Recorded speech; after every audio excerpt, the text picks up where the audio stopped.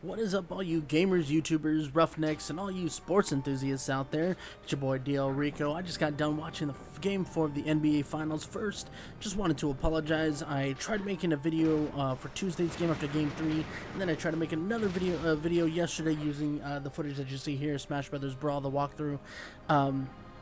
Just not sure what happened with the software, but anyway, I'm coming at you today. Game 4 just ended, and let's just talk about both games. Both games ended in a huge loss. Game 3 ended with a 19-point loss by Miami, by Miami, and this game, Game 4, just ended with a 21-point loss by Miami. Both games, God, San Antonio just came out on fire. Game 3 especially, they were shooting. Kawhi Leonard was shooting 100% from the field. He was making threes. He was in the paint, driving the lane. He was being aggressive. He did not miss a shot until like 3.5 minutes left to go in the second quarter. And then today he was a little bit more quiet, a little bit more reserved. Didn't quite have the high percentage that he usually has, but he was played a factor. He scored 20 out of the San Antonio Spurs.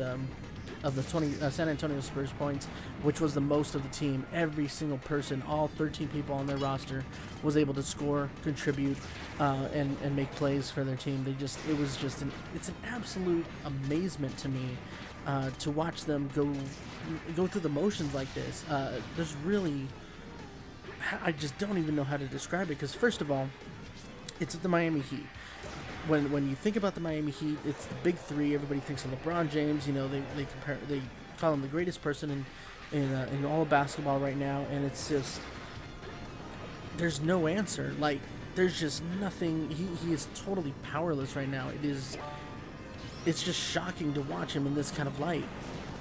I'm kind of loving it, because obviously I'm going for the Spurs, as I've mentioned many times before, but even his contributing players, you know, Wade and Bosch, I think they combined for a total of 24 or 22 points tonight for the whole game, and that is just unheard of. Usually one of them gets that many points alone, so they were just non-factor. Chalmers wasn't very helpful.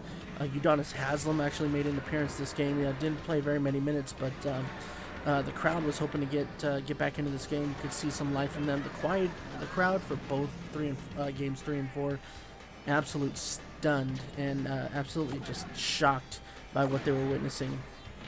Like the sports announcers on ESPN kind of pointed out already. It's kind of disgusting watching the fans, because last game, in Game 4, I believe they left with like 4 minutes left to play. Some of them even left as soon as the fourth quarter started. The fourth quarter started, they were only down by 7. They had been down as many as 25 in Game 3, but end of the third quarter, they were down by 7.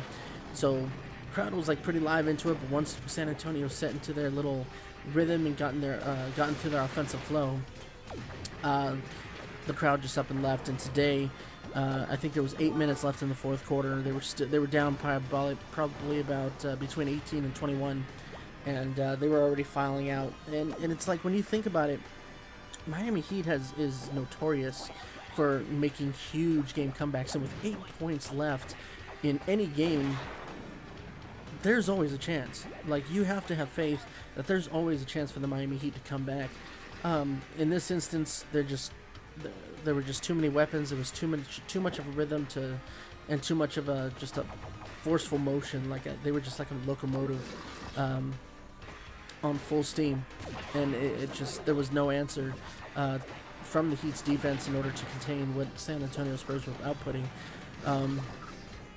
It was, God, it is just really refreshing, especially because, and again, I'm not even going to go into why I want the Spurs to win, but the refs themselves, they're actually calling a really fair game. They're letting them play physical. They're letting them play aggressive. There's been a lot of flopping by, and you know, I've seen it mostly on the Heat, but the Spurs have done their share of flopping. But you know, Greg Popovich, the coach, he gets right on them as soon as he sees that. It's like, hey, that's not allowed on the court. Like, if you're gonna get in their face until, you know, that whistle is blown, and then it's like, okay, yeah, you can, accept it. but don't try to go for the acting performance of a lifetime there. And same thing with what was it? He got on Danny Green. Danny Green went over to I believe Ray Allen was in the corner. He got dished the ball and he pump faked, and Danny Green just like soared right over him, trying to, you know, he just kind of looked a fool, shacked in a fool a little bit, because he fell for that pump fake. But Greg Popovich called the timeout right after Ray Allen sunk that three and was like, "Hey, no, let's not go for the pump fake. Go right to the chest, just head on. You know, if you're gonna foul, you foul. If but mostly just get to that ball and don't allow that ball to leave its hands." So, but yeah, just amazing performance by San Antonio Spurs in both games. I don't even know if they have an answer. I don't know if there could be an answer for the Miami Heat to kind of step up. Like usually I have some little side notes, like something better to work on defense. Maybe somebody needs to be a little bit more aggressive on offense. For the San Antonio Spurs, just keep doing what you're doing. God damn, there is. I can't I'm trying to think if there was anybody that was like really off their game, and it's like whenever they missed the shot, it was because it was contested really well. So you can't really blame that any player for just not having that kind of feel or taking bad shots. It was contested really well. When it comes to Miami, they had plenty of opportunities. They had some fast breaks that they just couldn't capitalize on. Their defense just kind of withered away. Dwayne Wade looked absolutely exhausted. There was a lack of hustle on his part. There was only like maybe a couple times that he just followed through on the ball, and that's where his first 4 points came from. And he didn't even score 4 points until like the third quarter, which goes to show you, which like kind of speaks for the Miami offense. That's exactly what it was. It was lack of hustle, mainly by the big three. And then once the middle of the third and the fourth quarter got underway, LeBron James just kind of like took it upon himself, put it on his shoulders, and it's like, okay, I'm going to do whatever I can. Finish the night with 29 points, but one man can't do it on his own. And they got 2 days of rest, so they have to come up with something. Which, if you look at, think about a ladder. If San Antonio Spurs are playing on the 7th rung of that ladder, and Miami's defense and their offense are playing at probably like a 3 or 4 in comparison. By the time they reach that 7th rung to be on that level, Spurs have already surpassed that and gone to rung 10, 11, and 12, and kind of perfected everything that they're doing, getting into the rhythm, knocking down the baskets, finding the open man, and then defending well. Green had 3 steals. Kawhi Leonard had 3 steals. They were all over the board getting rebounds. Kawhi Leonard had a double-double with his 20 points, 10 rebounds, 3 steals, 3 blocks. He was just all over the place. And Dia, same thing. He did a great job of just kind of drawing in the defenders and then kicking it out to the open man. They all have a role, and they are all comfortable at playing that role, not wanting to be the selfish one to be like, I'm going to try to be the hero of this game, and I'm just going to take it to the hole every time, and I'm going to, shoot the three. And none of them are like that at all. Whereas Miami, some of them want to take it for themselves. Some of them are just too timid, and they kind of look to other players like LeBron or Ray Allen and Bosh and Wade, and they just kind of want to, not that they don't want to take the shot themselves, but it's like, I shouldn't be doing this, so I'm going to give it to you. And you can kind of see it in the eyes, like this is how they're playing, and that's how they kind of view everything. So,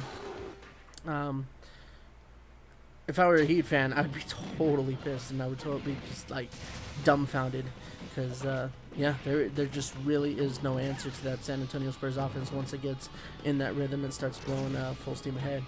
But we'll see. Game 5 is in San Antonio. That's on Sunday. I will be moving into my new apartment by then. I think this will be my last video until I get everything set up on Sunday for possibly a... No, it wouldn't be Assassin Sunday. I'll definitely do another Game 5 recap. We'll see about... we'll see. Oh, God, I don't even...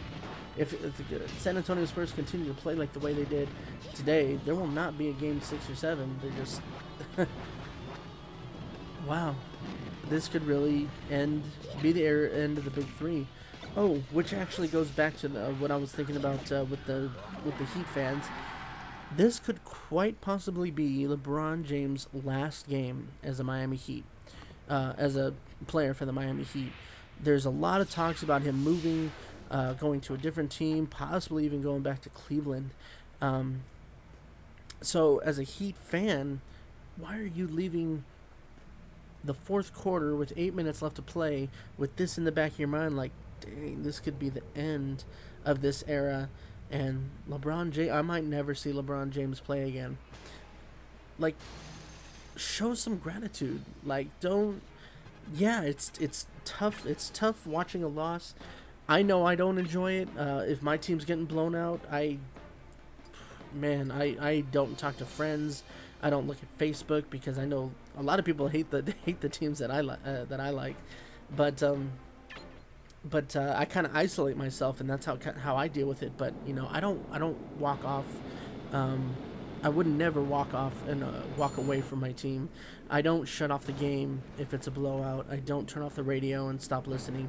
I'm right there till the very end, and it's like I just kind of listen to see who's still in it. Which players are still kind of hungry and still at least trying to give some kind of effort and playing with some dignity.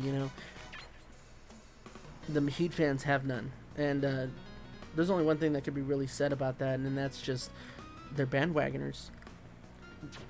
It's not surprising. I mean, you got the greatest player in the NBA, at least that's the most popular opinion, on the Miami Heat team, and that's who you want to follow, and that's who you want to be associated with when following. But it's live up to that hype. Stay with it and watch it. Like I don't know. It drives me nuts to, especially these bandwagon fans. But anyway, that's all I got to say about that. Game 5 will be on Sunday. I'm really hoping that the San Antonio Spurs just kind of clear it out. It would be. I just can't believe San Antonio Spurs not only win against the Miami Heat, they do it on the road in Miami, and they do it in a fashion that puts them 3-1 up in the NBA Finals. Nobody saw that coming. If somebody predicted that, I'm gonna hit them up for lotto numbers, because that nobody could have predicted that. There's absolutely no way. But anyway, hope you guys are having a good Thursday. Tomorrow's a Friday, so I'm kind of looking forward to it, kind of not. I'm actually moving, like I said, I'm moving on Saturday, so yeah, just exciting night. Thank you for thank you for staying tuned in. Yeah, shit, go Spurs. Leave a thumbs up if you liked it, subscribe if you're new, and we'll talk to you guys later. Peace.